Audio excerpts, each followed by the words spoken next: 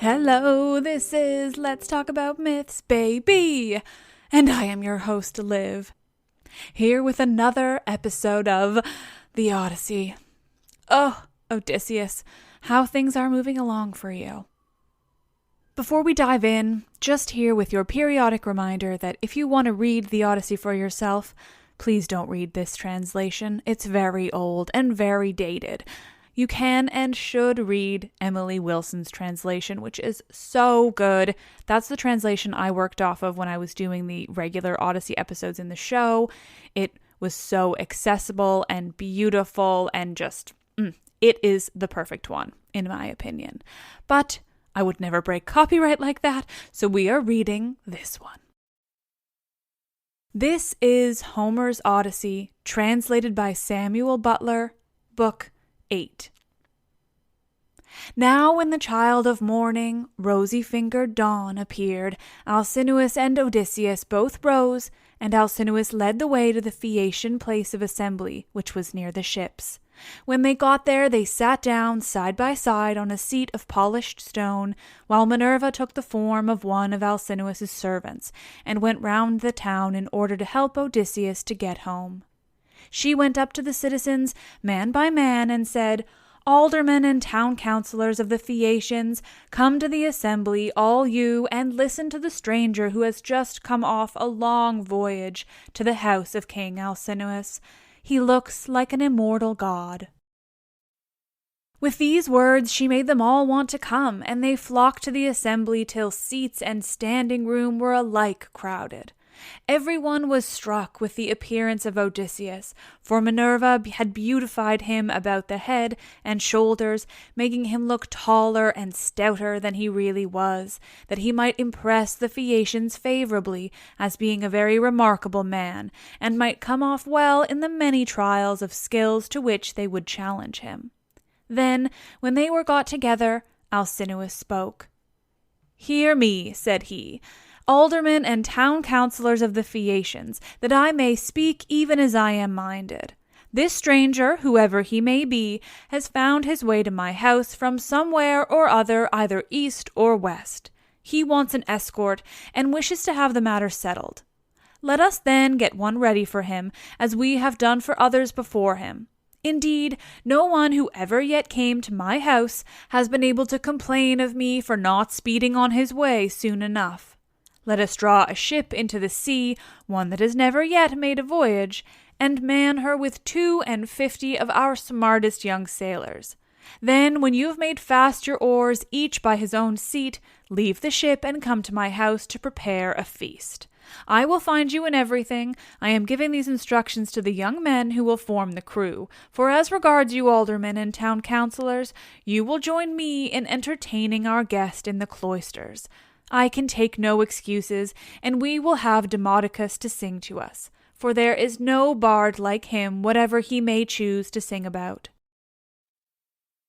Alcinous then led the way, and the others followed after, while a servant went to fetch Demodocus. The 52 picked oarsmen went to the seashore as they had been told, and when they got there they drew the ship into the water, got her mast and sails inside her, bound the oars to the thole pins with twisted thongs of leather, all in due course, and spread the white sails aloft. They moored the vessel a little way out from land, and then came on shore and went to the house of King Alcinous. The outhouses, yards, and all the precincts were filled with crowds of men in great multitudes, both old and young, and Alcinous killed them 12 sheep, 8 full-grown pigs, and 2 oxen.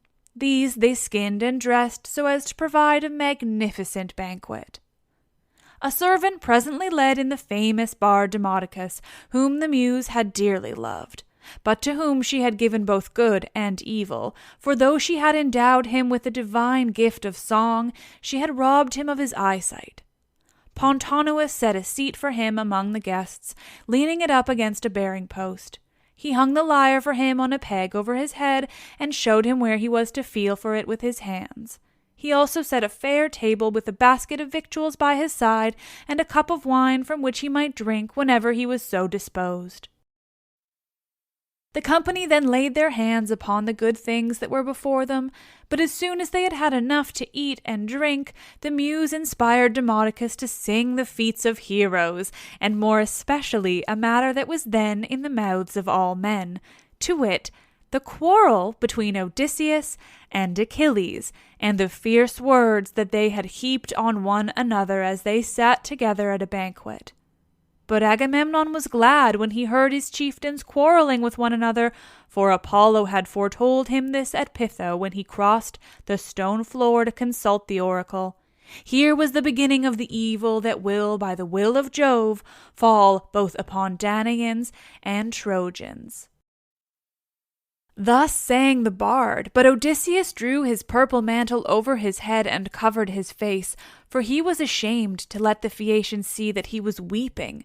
When the bard left off singing, he wiped the tears from his eyes, uncovered his face, and, taking his cup, made a drink offering to the gods. But when the Phaeacians pressed Demodocus to sing further, for they delighted in his lays, then Odysseus again drew his mantle over his head and wept bitterly.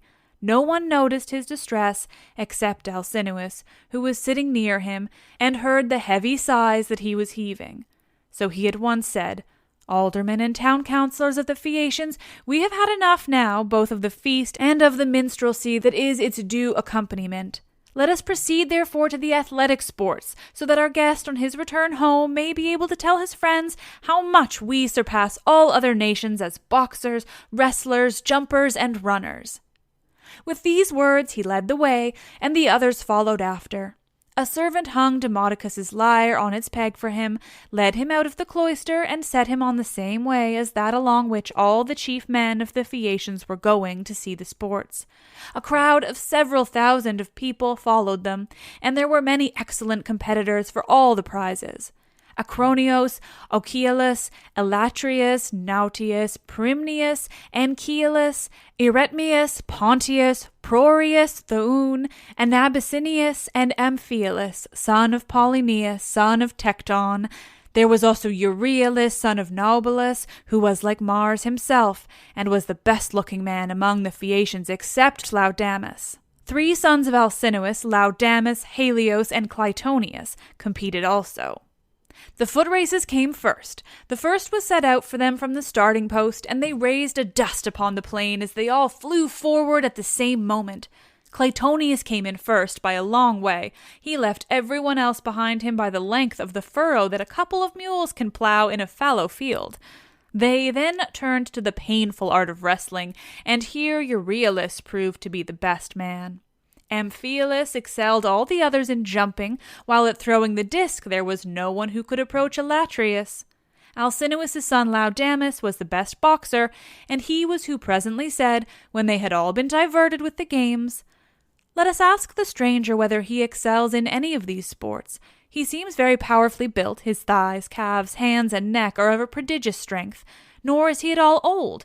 But he has suffered much lately, and there is nothing like the sea for making havoc with a man, no matter how strong he is."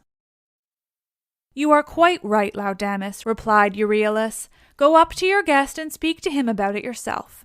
When Laodamas heard this, he made his way into the middle of the crowd and said to Odysseus, "I hope, sir, that you will enter yourself for some one or other of our competitions if you are skilled in any of them.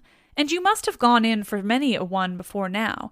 There is nothing that does anyone so much credit all his life long as showing himself a proper man with his hands and feet.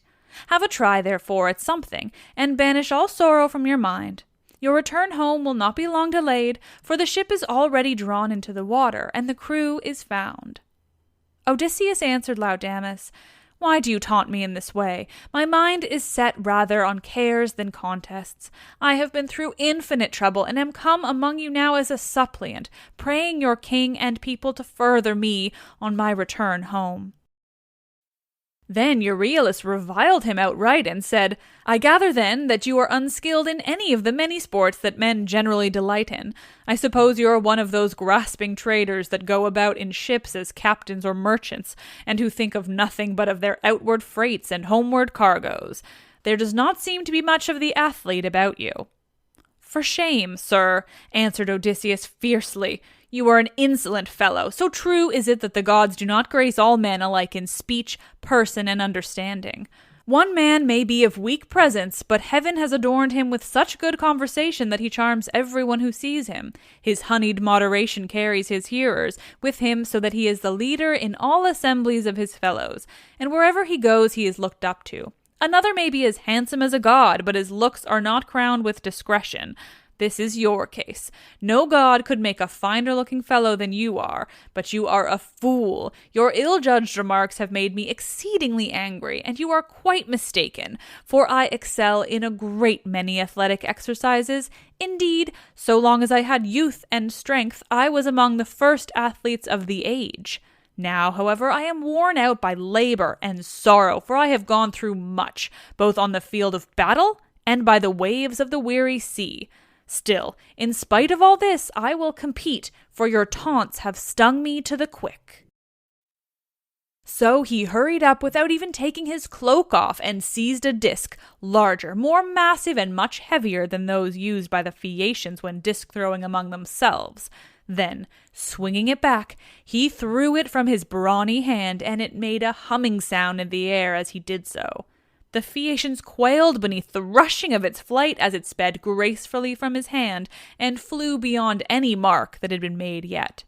Minerva, in the form of a man, came and marked the place where it had fallen. "A blind man, sir," said she, "could easily tell your mark by groping for it. It is so far ahead of any other.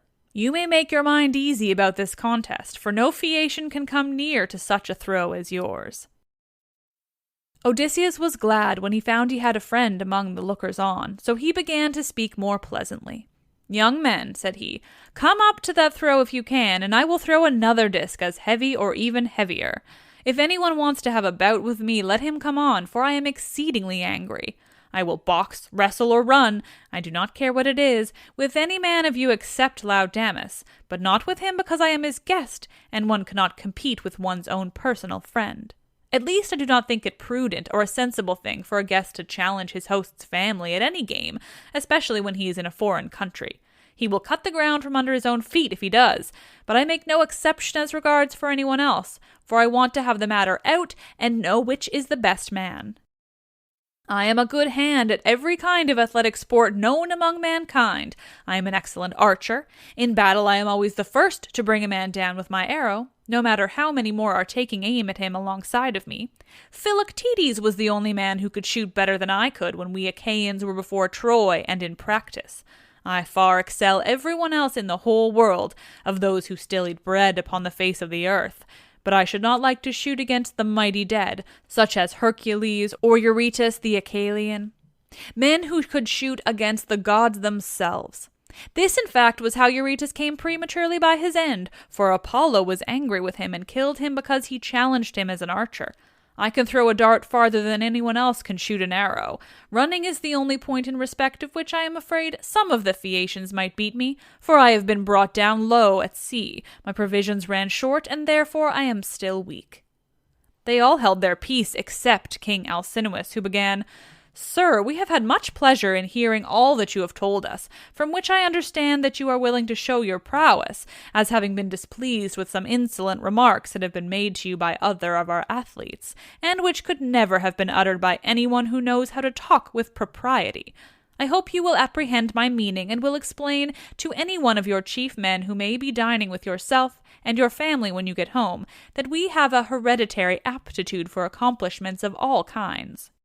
We are not particularly remarkable for our boxing, nor yet as wrestlers, but we are singularly fleet of foot and are excellent sailors. We are extremely fond of good dinners, music, and dancing. We also like frequent changes of linen, warm baths, and good beds. So now, please, some of you who are the best dancers set about dancing, that our guest may, on his return home, be able to tell his friends how much we surpass all other nations as sailors, runners, dancers, and minstrels. Demodocus has left his lyre at my house, so run some one or other of you to fetch it for him." On this a servant hurried off to bring the lyre from the king's house, and the 9 men who had been chosen as stewards stood forward. It was their business to manage everything connected with the sports, so they made the ground smooth and marked a wide space for the dancers. Presently the servant came back with Demodocus's lyre, and he took his place in the midst of them, whereon the best young dancers in the town began to foot and trip it so nimbly that Odysseus was delighted with the merry twinkling of their feet. Meanwhile, the bard began to sing the loves of Mars and Venus, and how they first began their intrigue in the house of Vulcan. Mars made Venus many presents and defiled King Vulcan's marriage bed, so the sun, who saw what they were about, told Vulcan. Vulcan was very angry when he heard such dreadful news, so he went to his smithy brooding mischief, got his great anvil into its place, and began to forge some chains, which none could either unloose or break, so that they might stay in that place. When he had finished his snare, he went into his bedroom and festooned the bedposts all over with chains like cobwebs. He also let many hang down from the great beam of the ceiling. Not even a god could see them, so fine and subtle were they. As soon as he had spread the chains all over the bed, he made as though he were setting out for the fair state of Lemnos, which of all places in the world was the one he was most fond of. But Mars kept no blind lookout, and as soon as he saw him start, hurried off to his house, burning with love for Venus. Now Venus was just come in from a visit to her father, Jove, and was about sitting down when Mars came inside the house and said, as he took her hand in his own, "Let us go to the couch of Vulcan. He is not at home, but he is gone off to Lemnos among the Sintians, whose speech is barbarous." She was nothing loth, so they went to the couch to take their rest, whereon they were caught in the toils which cunning Vulcan had spread for them, and could neither get up nor stir hand or foot, but found too late that they were in a trap. Then Vulcan came up to them, for he had turned back before reaching Lemnos, when his scout, the sun, told him what was going on. He was in a furious passion, and stood in the vestibule making a dreadful noise as he shouted to all the gods. "Father Jove," he cried, "and all you other blessed gods who live forever, come here and see the ridiculous and disgraceful sight that I will show you. Jove's daughter, Venus, is always dishonoring me because I am lame. She is in love with Mars, who is handsome and clean built, whereas I am a cripple. But my parents are to blame for that, not I. They ought never to have begotten me. Come and see the pair together asleep on my bed. It makes me furious to look at them. They are very fond of one another, but I do not think they will lie there longer than they can help, nor do I think that they will sleep much. There, however, they shall stay till her father has repaid me the sum I gave to him for his baggage of a daughter, who is fair, but not honest." On this the gods gathered to the house of Vulcan. Earth encircling Neptune came, and Mercury, the bringer of luck, and King Apollo. But the goddesses stayed at home, all of them for shame. Then the givers of all good things stood in the doorway, and the blessed gods roared with inextinguishable laughter as they saw how cunning Vulcan had been, whereon one would turn towards his neighbor, saying, "Ill deeds do not prosper, and the weak confound the strong. See how limping Vulcan, lame as he is, has caught Mars, who is the fleetest god in heaven, and now Mars will be cast in heavy damages." Thus did they converse, but King Apollo said to Mercury, "Messenger Mercury, giver of good things, you would not care how strong the chains were, would you, if you could sleep with Venus?" "King Apollo," answered Mercury, "I only wish I might get the chance, though there were 3 times as many chains, and you might look on, all of you, gods and goddesses, but I would sleep with her if I could." The immortal gods burst out laughing as they heard him, but Neptune took it all seriously, and kept on imploring Vulcan to set Mars free again. "Let him go," he cried, "and I will undertake as you require, that he shall pay you all the damages that are held reasonable among the immortal gods." "Do not," replied Vulcan, "ask me to do this.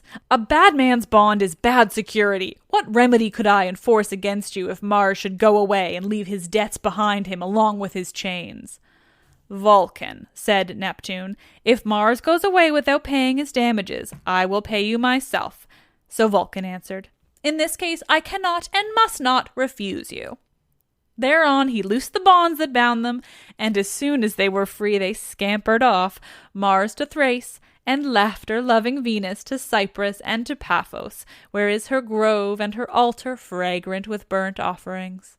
Here the Graces bathed her, and anointed her with oil of ambrosia, such as the immortal gods make use of, and they clothed her in raiment of the most enchanting beauty.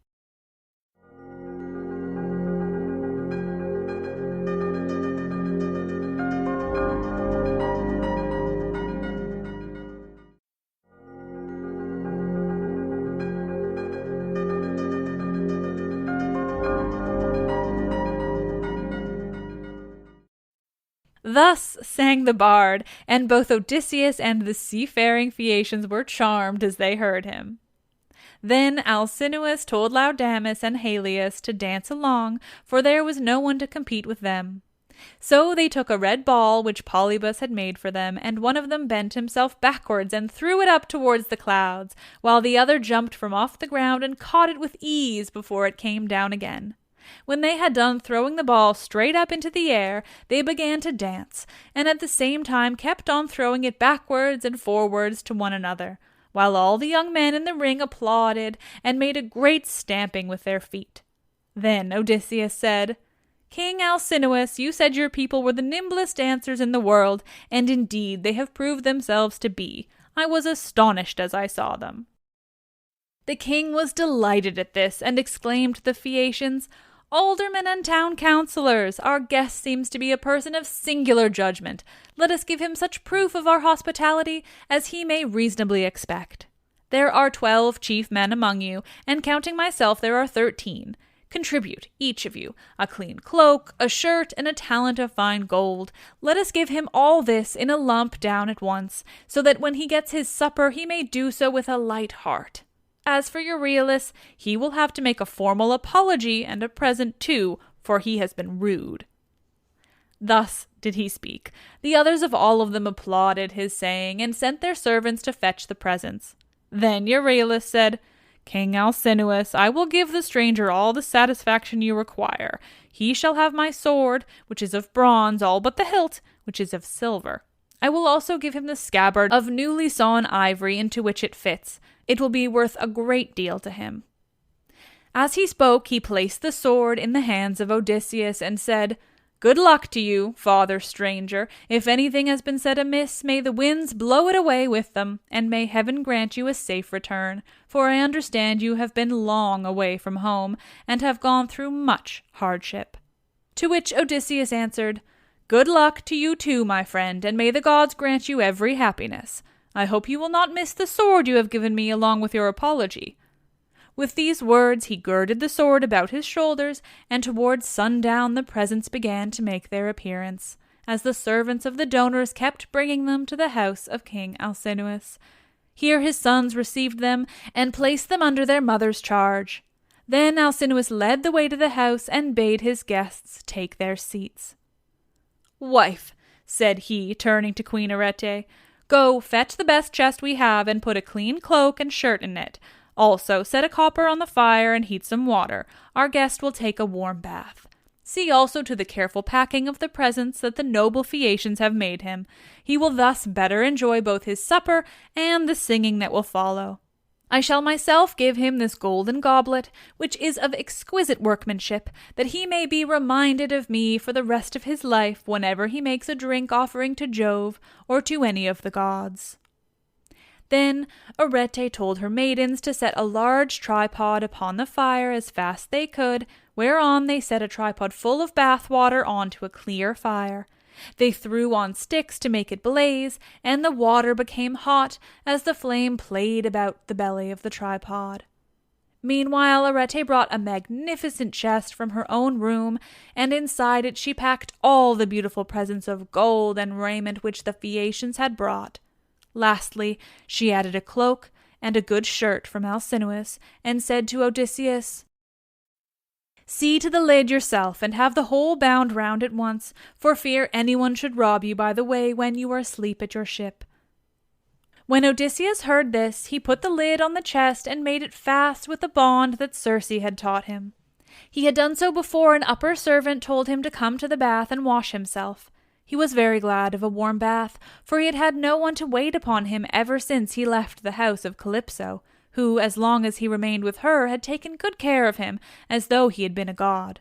When the servants had done washing and anointing him with oil, and had given him a clean cloak and shirt, he left the bathroom and joined the guests who were sitting over their wine. Lovely Nausicaa stood by one of the bearing posts supporting the roof of the cloister, and admired him as she saw him pass. "Farewell, stranger," said she.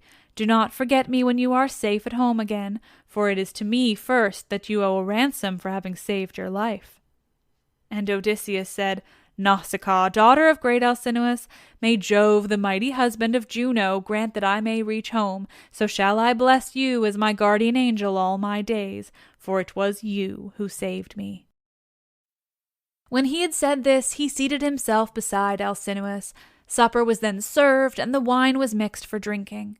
A servant led in the favorite bard, Demodocus, and set him in the midst of the company, near one of the bearing posts supporting the cloister, that he might lean against it. Then Odysseus cut off a piece of roast pork and plenty of fat, for there was abundance left on the joint, and said to a servant, "Take this piece of pork over to Demodocus and tell him to eat it. For all the pain his lays may cause me, I will salute him none the less. Bards are honored and respected throughout the world, for the muse teaches them their songs and loves them." The servant carried the pork in his fingers over to Demodocus, who took it and was very much pleased. They then laid their hands on the good things that were before them, and as soon as they had had to eat and drink, Odysseus said to Demodocus, "Demodocus, there is no one in the world whom I admire more than I do you. You must have studied under the Muse, Jove's daughter, and under Apollo. So accurately do you sing the return of the Achaeans with all their sufferings and adventures. If you were not there yourself, you must have heard it all from some one who was. Now, however, change your song and tell us of the wooden horse which Epeus made with the assistance of Minerva, and which Odysseus got by stratagem into the fort of Troy after freighting it with men who afterwards sacked the city. If you will sing this tale aright, I will tell all the world how magnificently heaven has endowed you." The bard, inspired of heaven, took up the story at the point where some of the Argives set fire to their tents and sailed away, while others, hidden within the horse, were waiting with Odysseus in the Trojan place of assembly. For the Trojans themselves had drawn the horse into their fortress, and it stood there while they sat in council round it, and were in 3 minds as to what they should do. Some were for breaking it up then and there, others would have it dragged to the top of the rock on which the fortress stood, and then thrown down the precipice, while yet others were for letting it remain as an offering and propitiation for the gods. And this was how they settled it in the end, for the city was doomed when it took in that horse, within which were all the bravest of the Argives, waiting to bring death and destruction on the Trojans. Anon he sang how the sons of the Achaeans issued from within the horse and sacked the town, breaking out from their ambuscade. He sang how they overran the city hither and thither and ravaged it, and how Odysseus went raging like Mars along with Menelaus to the house of Deiphobus. It was there that the fight raged most furiously. Nevertheless, by Minerva's help he was victorious. All this he told, but Odysseus was overcome as he heard him, and his cheeks were wet with tears. He wept as a woman weeps when she throws herself on the body of her husband who has fallen before his own city and people, fighting bravely in defense of his home and children. She screams aloud and flings her arms about him as he lies, gasping for breath and dying. But her enemies beat her from behind about the back and shoulders and carry her off into slavery, to a life of labor and sorrow, and the beauty fades from her cheeks. Even so piteously did Odysseus weep. But none of those present perceived his tears except Alcinous, who was sitting near him and could hear the sobs and sighs that he was heaving. The king, therefore, at once rose and said, Aldermen and town councillors of the Phaeacians, let Demodocus cease his song, for there are those present who do not seem to like it. From the moment that we had done supper and Demodocus began to sing, our guest has been all the time groaning and lamenting. He is evidently in great trouble, so let the bard leave off, that we may all enjoy ourselves, hosts and guests alike. This will be much as it should be, for all these festivities with the escort and the presents that we are making with so much goodwill are wholly in his honor, and anyone with even a moderate amount of right feeling knows that he ought to treat a guest and a suppliant as though he were his own brother. Therefore, sir, do you on your part affect no more concealment nor reserve in the matter about which I shall ask you. It will be more polite in you to give me a plain answer. Tell me the name by which your father and mother over yonder used to call you, and by which you were known among your neighbors and fellow citizens. There is no one, neither rich nor poor, who is absolutely without any name whatever, for people's fathers and mothers give them names as soon as they are born. Tell me also your country, nation, and city, that our ships may shape their purpose accordingly and take you there.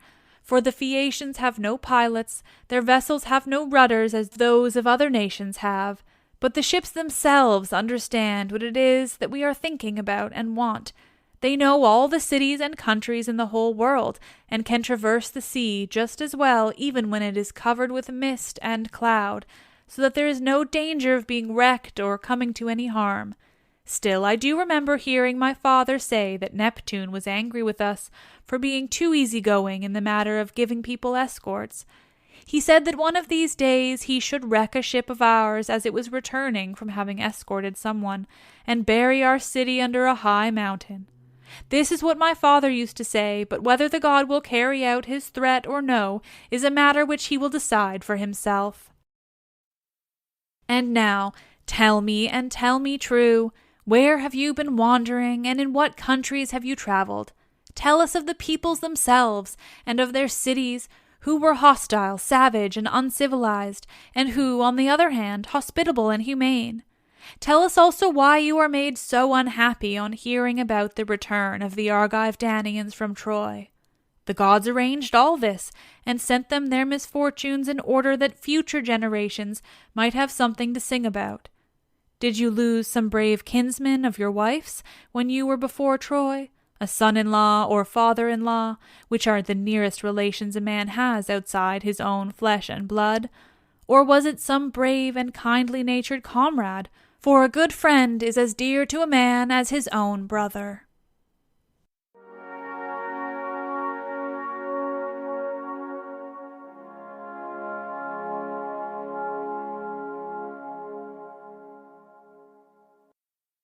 Oh, a cliffhanger. Oh, this is where we leave Odysseus for now. We're about to get to the story. Oh, thank you all for listening. Truly, still such a thrill to just read the Odyssey to you, and I love that you're enjoying it. Nothing makes me happier. I'm finding with this translation particular phrases and words when it comes to these kingdoms and the palaces, cloisters, aldermen. I would say those are dating the translation to Samuel Butler's time and are a bit more descriptive of the world he lived in versus the ancient world. But then, I don't know for sure, but it sure sounds like it. Well, you're all the best. Rate, review, subscribe, you know the thing. I am Liv, and I love this shit.